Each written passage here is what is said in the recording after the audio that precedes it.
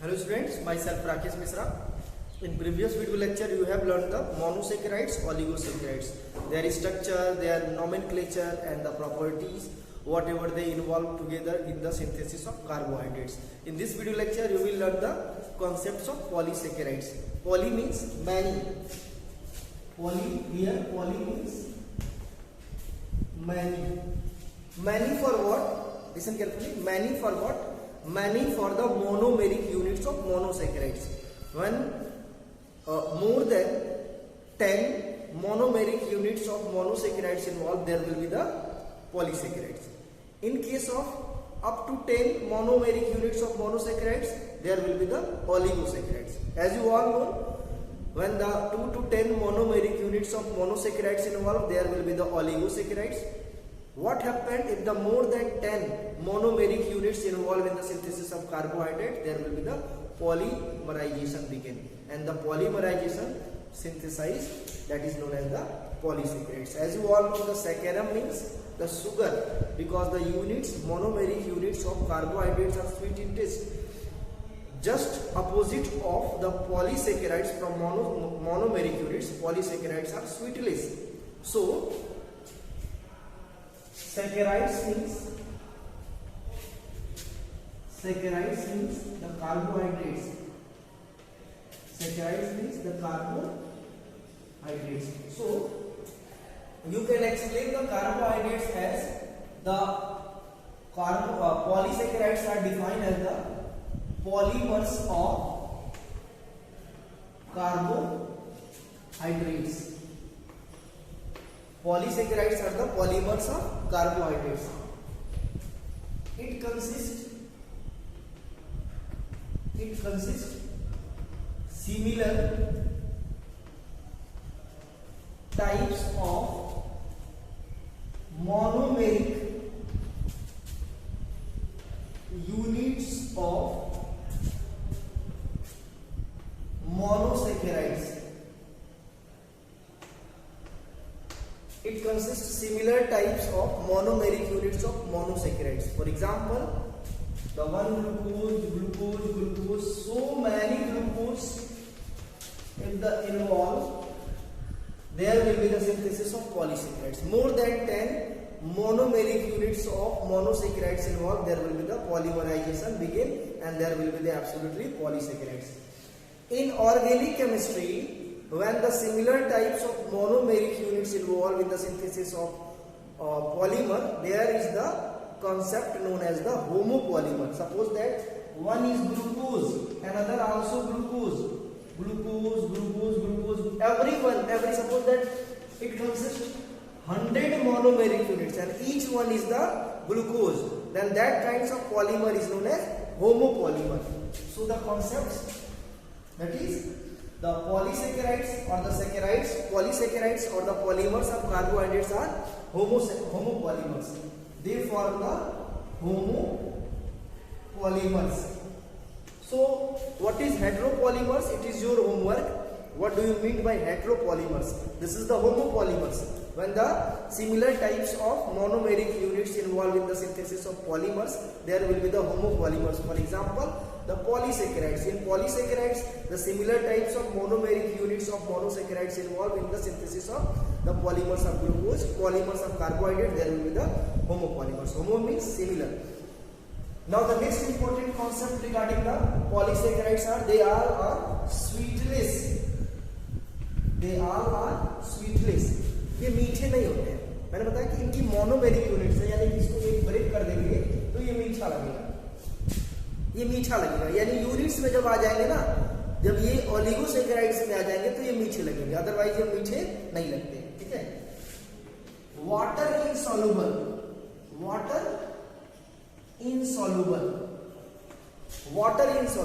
ये वाटर में इनसॉल्युबल होते हैं. ठीक है. ये स्वीटलेस होते हैं और वाटर इनसॉल्युबल होते हैं. स्वीटलेस का एक एग्जांपल मैं दे दे रहा हूं. फॉर एग्जांपल स्टार्च क्या है? पॉलीसैकेराइड्स है.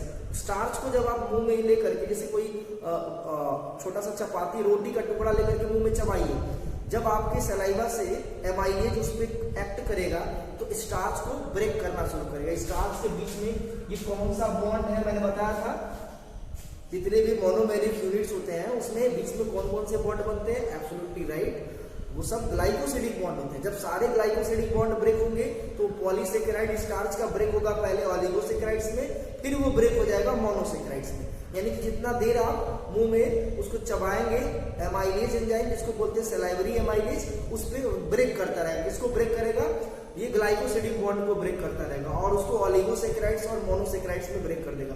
जब वो मोनोमेरिक यूनिट्स में आ जाएगा, पॉलीमर से ऑलिगोसेकेराइड्स में जैसे ही आएगा, यानी कि ये अगर स्प्लिट्स हो जाए, ऐसे स्प्लिट्स हो जाए, जैसे 100 है तो ये ऐसे 100 है तो ये 4 का या फिर ऐसे 10 का, ठीक है, 10 का 50 का, ऐसे कई यूनिट्स में ब्रेक हो जाए तो धीरे धीरे चपाती मीठी लगने लगती है। रीजन क्या है कि मोनोसेकेराइड्स ऑलिगोसेकेराइड्स तक तो ठीक है, दोनों मीठे होते हैं, पॉलीसेकेराइड्स मीठे नहीं होते। और स्टार्च क्या होता है? पॉलीसेकेराइड्स होता है, ठीक है। पॉलीसेकेराइड्स मीठा नहीं होता, लेकिन हम उस पॉलीसेकेराइड्स को ऑलिगोसेकेराइड्स में कन्वर्ट कर दिए। कैसे? कॉन्टिन्यूअस उस पे सलाइवरी एमाइलेज का एक्शन करवा करके मुंह में उसको देर तक चबाओगे तो वो सलाइवरी एमाइलेज क्या करेगा? उस पॉलीसेकेराइड्स स्टार्च के लॉन्ग चेन को क्या करेगा? ब्रेक कर देगा। और ब्रेक करने के बाद क्या होगा? तो वो धीरे धीरे ऑलिगोसेकेराइड्स और मोनोसेकेराइड में जैसे ही कन्वर्ट होगा वो अपना टेस्ट देने लगेगा। लेकिन ये पॉलीसेकेराइड्स की प्रॉपर्टी है, पॉलीसेकेराइड जो होता है वाटर इनसॉल्युबल होते हैं और क्या होते हैं? स्वीट इन टेस्ट होते हैं। क्लियर है इतनी बातें सबको? अब आते हैं नेक्स्ट इंपॉर्टेंट चीजों पे। ये मोस्ट अबंडेंट पॉलीमर है। Ever in any kinds of polymers of organic chemistry the most abundant polymers are polysaccharides. Polysaccharides means polymers of the carbohydrates. सबसे ज्यादा अर्थ पे इसी के पॉलीमर्स होते हैं। एग्जांपल मैं बता दूं, सबसे पहले मैं बात करूं, पहले आप कॉपी पे लिख लीजिए सारे पॉइंट्स, ये पूरा डिटेल में लिखना है। Sweetness, water insoluble, most abundant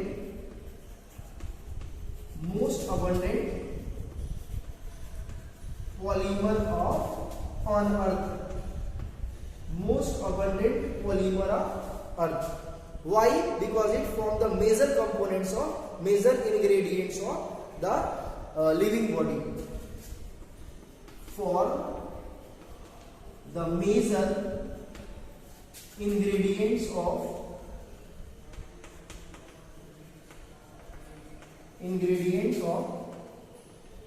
living body, it forms the major ingredients of living body. Example, you should write the example of polysaccharides as starch, glycogen, cellulose, etc. These are the different kinds of chitin. These are the different example of polysaccharides. The starch, reserve food materials of plants. Glycogen, reserve food materials of animals, are the polymers of carbohydrates. Cellulose, chitins, cellulose, as you all know, the major components of cell wall. The chitin are the exoskeleton, form the exoskeletons of most of insects that belong to phylum Arthropoda. They are actually the emperor of animal kingdom. They are actually having the outer skeleton that protect themselves from the different kinds of birds habitats. So these are the different types of different example of polysaccharides. Now back to the structure of polysaccharides as well as their function. Now the structure of polysaccharides. As you all know, polysaccharides are mostly the polymers of monosaccharides, maybe the polymers of glucose, polymers of fructose. Example of polymers of glucose is starch. Example of polymers of fructose is the inulin. It may be asked in the examination. Polymer of glucose is starch. Polymer of fructose is inulin. देखो इसको insulin मत समझ लेना, insulin hormones होता है जो proteins nature का होता है, और ये क्या है? इनुलिन है, ठीक है, डायलिया के रूट्स में होते हैं। और ये पॉलीसेकेराइड्स है। किसका पॉलीसेकेराइड्स है? पॉलीसेकेराइड्स होता है फ्रुक्टोज का।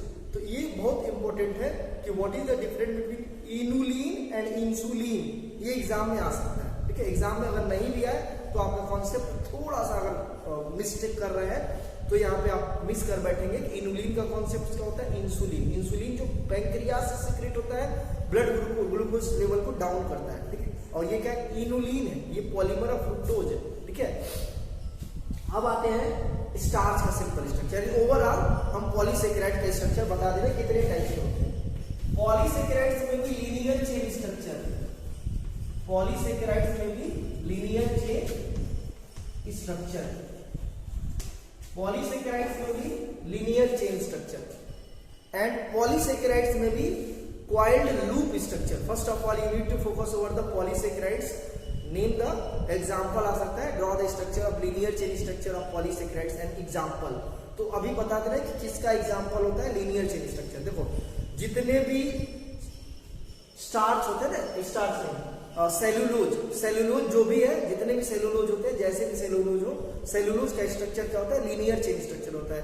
यानी उसमें क्या होता है, उसमें सिर्फ और सिर्फ जो है ग्लूकोज के ही मोनोमेरिक यूनिट्स ऐसे लीनियर चेन में अरेंज होते हैं। तो हम यहाँ पे स्ट्रक्चर ऑफ एग्जांपल यहाँ पर बता देना है सेल्यूलोज।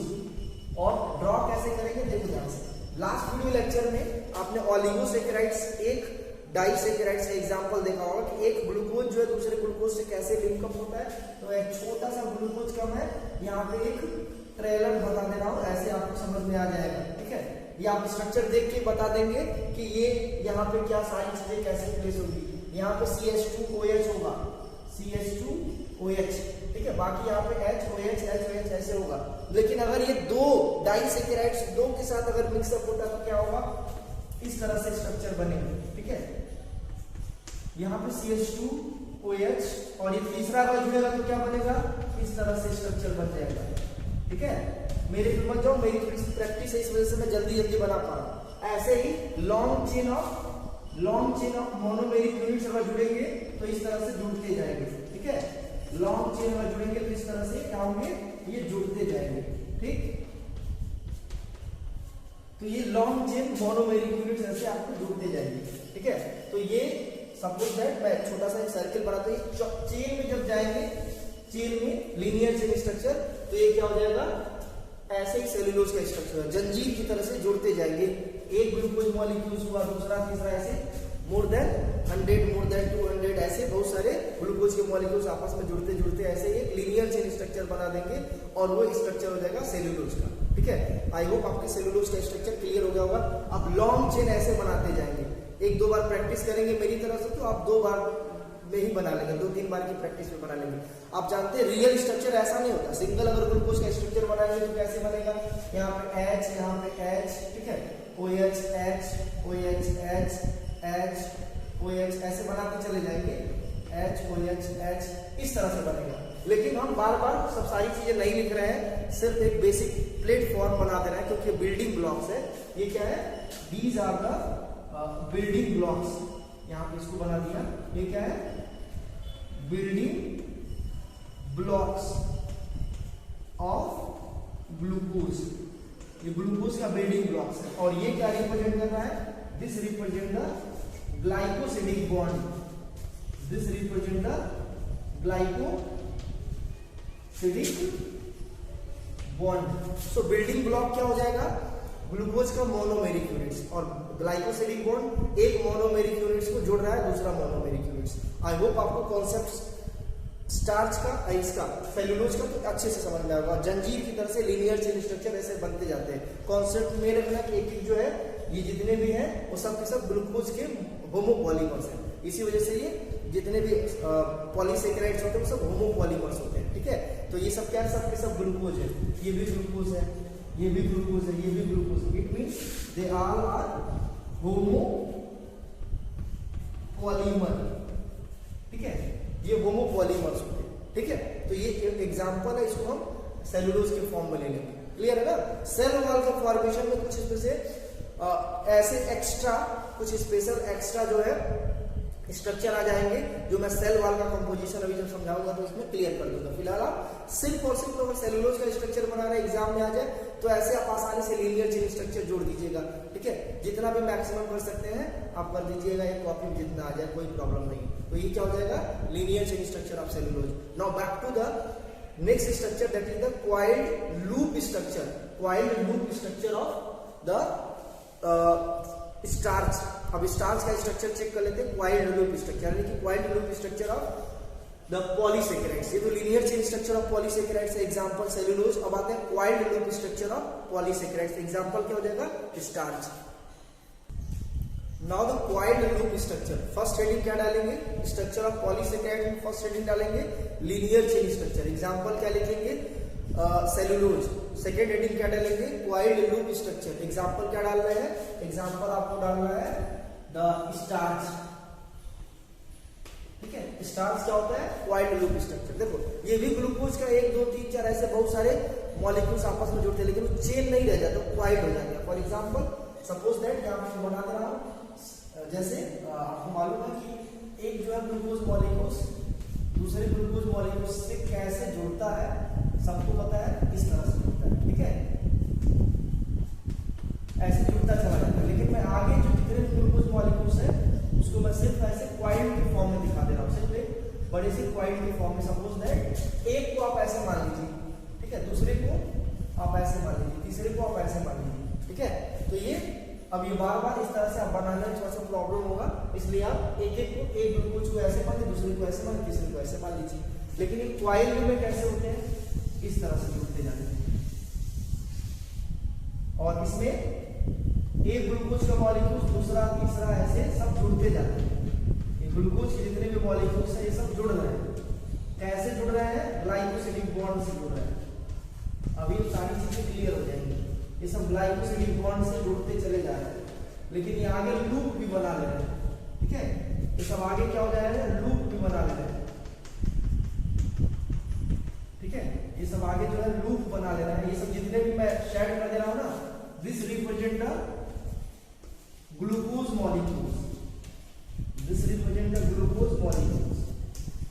और एक्चुअल ग्लूकोज मॉलिक्यूल्स अगर आपको बनाना है, एक ग्लूकोज मॉलिक्यूल्स अगर आपके पास टाइम आपके पास है तो आप कैसे बनाएंगे, ये जो दिख रहा है ये इस तरह से बनाएंगे। ये सिंगल ग्लूकोज मॉलिक्यूल्स है,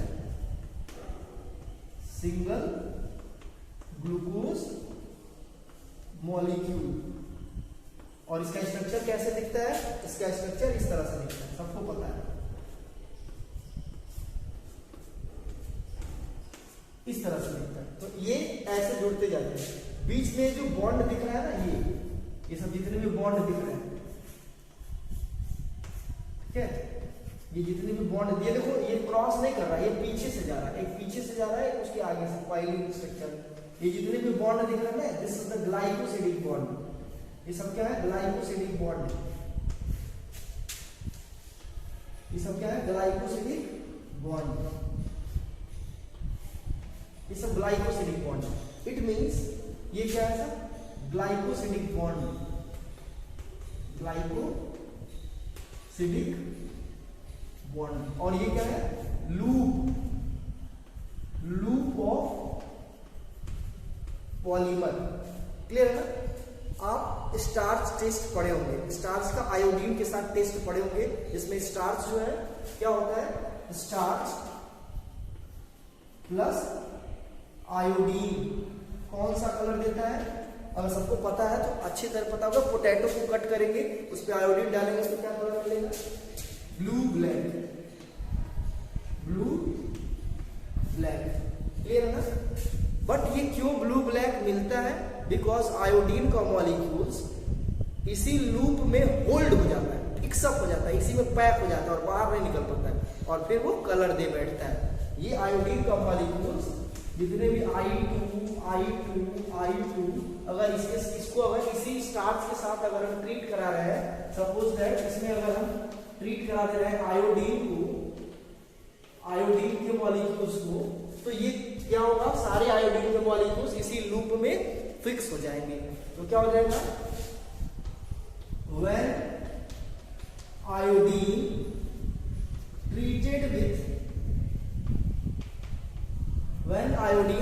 ट्रीटेड विथ नहीं दिख रहा होगा, उसको फ्रेम में मैं ले रहा हूं, अब आ गया। When iodine treated with starch, अब आगे आप खुद लिख लीजिए, यहां पे जगह नहीं है। Then each each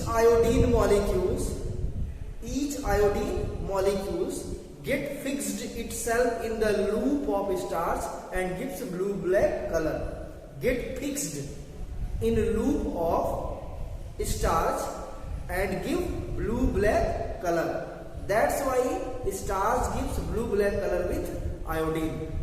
No any cellulose, neither other polysaccharides like glycogen, cellulose and any other different chitins, any other different kinds of the polysaccharide gives blue black color. Only the starch gives blue black color because of its unique structure. It has the coiled loop structure. In the loop the iodine molecules get fixed up, so that the iodine gives blue black color. As you all know, in previous, just before the coiled loop structure, you have learned the linear chain structure, and in the linear chain structure the long chain of cellulose head where is no chance of fixing or that is no any chance of holding the iodine molecule, so that the iodine linearly slips from the long chain of cellulose. But in case of the iodine, the loop of iodine is responsible to trap the iodine molecules. Loop of starch is responsible to trap the iodine molecules.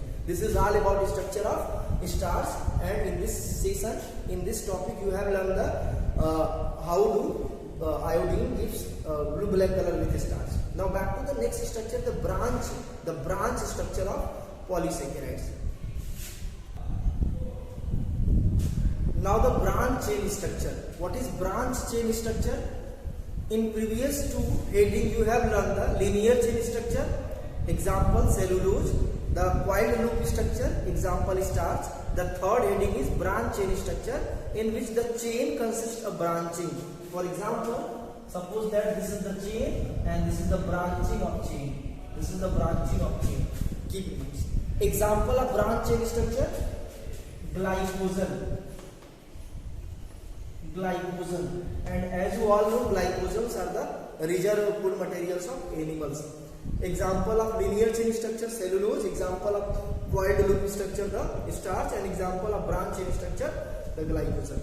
When you draw the branch chain structure, there will be very simple, but when you magnify the branch chain structure, you will get the very complications in the branching. Suppose that we are going to draw this portion only. Suppose that इसी portion को आप अगर draw कर रहे हैं तो कैसा बनेगा, इसको यहाँ पे मैं नीचे बना, ठीक है. This is one molecule of glucose,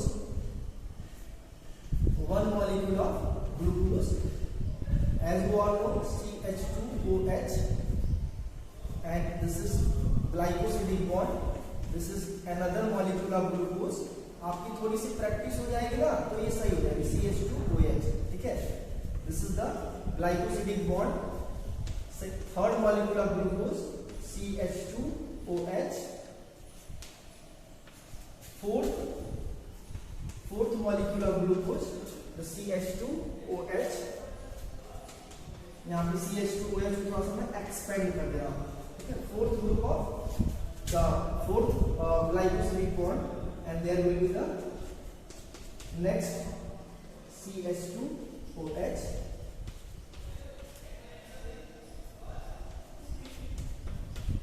CH2OH. तो ये चेन में चला जाएगा, यानी ये पोर्शन तो हमारा क्लियर हो गया, ये पोर्शन हमारा बन गया. ये चेन जो दिख रहा है, ये जो चेन दिख रहा है, ये हमारा क्या है, ये पोर्शन रिपीट करना है. ब्रांचिंग कहां से होगा, मैं यहाँ पे ब्रांचिंग शुरू कर दिया. सपोज दैट ये जो पॉइंट है, इस पॉइंट को ये पॉइंट हमारी है, ठीक है. यहाँ से ब्रांचिंग आप दिखा सकते हैं, कहीं से दिखा सकते हैं, बट यहाँ पे मैंने सेलेक्ट किया है. यहीं से अगर ब्रांचिंग शुरू हो तो क्या होगा, नया ग्लूकोज कोई आकर के, जैसे सपोज दैट ये दिख ही रहा है, नया कोई ग्लूकोज मॉलिक्यूल्स ऐसे आकर के यहाँ पे अगर जुड़ना चाहे तो जुड़ सकता है, ठीक है. कैसे जुड़ेगा मैं बता दे रहा हूँ. OH ग्रुप, H ग्रुप ऐसे जो दिख रहा है, यहाँ पे नया कोई भी आकर के जुड़ सकता है, ठीक है. OH ग्रुप, H ग्रुप, नया कोई भी आकर के यहाँ से जुड़ सकता है. H2O यहाँ से रिलीज हो जाएगा. H2 जब रिलीज हो जाएगा तो यहाँ पे एक बॉन्ड बन जाएगा, और यहाँ पे CH2OH जो दिख रहा है, इसका CH2OH दिख रहा है. यहाँ पे एक नई ब्रांचिंग बनती चली जाएगी. कैसे, OH ग्रुप रिलीज होगा और वाटर रिलीज होगा, नया जो है यहाँ से क्या हो जाएगा, ब्रांचिंग यहाँ से बनती चली जाएगी. क्लियर है ना. यहाँ पे जो OH ग्रुप है और H, देखो H2O जब रिलीज हो जाएगा तो ये बॉन्ड बन जाएगा। अभी आप नोट कर लीजिए, बॉन्ड में बना के दिखा दे रहा हूँ। नोट हो गया? चलो अब यहाँ पे बॉन्डिंग कैसे होगी और जुड़ेगा कैसे, ध्यान से सुनिए। बॉन्डिंग कैसे होगी और जुड़ेंगे कैसे, ये तो आपका हो गया CH2। OH जब निकल गया तो यहाँ पे क्या बच गया, ऑक्सीजन का एक मॉलिक्यूल बच गया। अब ये क्या होगा, अब ये एक ब्रांचिंग एक जो है एक चेन में चले जाएंगे, ठीक है, एक चेन का पार्ट हो गया। अब ये एक चेन का पार्ट हो गया। अब चेन ये अपने चेन अपने चेन को आगे बढ़ाता जाएगा, जैसे भी बढ़ाए, जैसे सपोज दैट एक दूसरा जो है यहाँ पे O है, फिर जो है इस तरह से एक दूसरा मॉलिक्यूल से यहाँ पे जुड़ रहा है, ठीक है। ये चेन को जैसे ही बढ़ाते जाएंगे एक नया ब्रांच यहाँ पे बनता जाएगा, ठीक है। CH2OH CH2OH, एक नया फ्रेश चेन जो बन रहा है वो इसको रिप्रेजेंट कर रहा है, यानी कि जो फ्रेश चेन बन रहा है ना, ये इसको रिप्रेजेंट कर रहा है। तो ये ब्रांच से चेन आसान, ये चेन से ब्रांचिंग आसान है। और ये कैसे बनता है, बस आपको कुछ नहीं करना है, एक OH मॉलिक्यूल, दो OH मॉलिक्यूल्स को आप इंटरफेयर करा देंगे तो ये हमारा क्या हो जाएगा, चेन से ब्रांचिंग शुरू हो जाएगी, ठीक है। कहीं से भी आप इंटरफेयर करा देंगे, सपोज दैट यहाँ से कहीं से भी ब्रांचिंग, तो ये चेन जो दिख रहा है यहाँ से ब्रांचिंग निकलना बड़ी बात होती है। ग्लाइकोजन का ये एक एडवांस फीचर्स होता है, ठीक है। अब आते हैं इंपॉर्टेंट सीरीज पे, इंपॉर्टेंस हमारा जो एडवांटेज ऑफ पॉलीसेकेराइड्स को एक्सप्लेन कर दे रहे हैं। Now the polysaccharides, advantage of polysaccharides. First advantage, cell wall. As you all know, the cell wall is most abundant polysaccharide that are available in plants and form the external wall layer. That is actually very important defensive organs with the other kinds of factors that can influence to the cells. This form the rigid structures of the plants. Actually, cell wall consists the cellulose, but having very complicated structures. Cellulose of cell wall are made up by glucosamine. Glucosamine, it means polymer of glucosamine. Polymer of glucosamine. And ये PMT में पूछता है, and polymer of N-acetyl galactosamine.